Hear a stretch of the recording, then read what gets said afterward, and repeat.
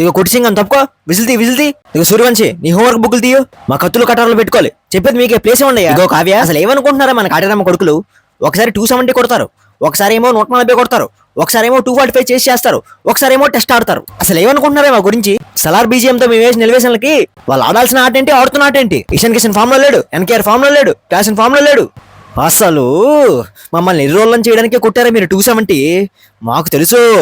ఏమయ్యా, మా సీట్లు ఇరుక్కపోతే మీకు రిజర్వేషన్ సీట్ ఉందిగా, అక్కడికి వెళ్ళి విసులుకోవచ్చుగా. అసలు ఏమనుకుంటున్నారా కాటేరమ్మ కొడుకులు? జీటీ బాగా బౌలింగ్ వేస్తే మధ్యలో మనోళ్ళేం చేశారండి? బత్తాయి పొగలు ఇంకా ఎలివేషన్ వేసామంటే.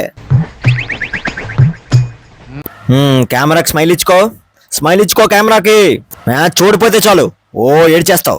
ఏమయ్యా, నీ బెర్తలేక పడుకోవచ్చు కదా. కొత్త టీం ట్రైన్ ఎక్కితే చాలు చూడడానికి ఎగబడిపోతారు. అసలు ఏమనుకుంటున్నారే మన టీము?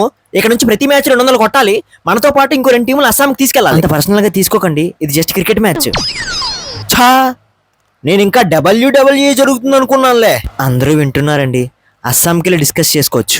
వింటే ఎవడిక్క టేబుల్ టాపరు? అస్సాం ట్రైన్ ఉన్న ప్రతి టీము మళ్ళీ ఆడిన వాళ్ళే. వీళ్ళకున్నాయి పాయింట్స్, వాళ్ళకున్నాయి పాయింట్స్.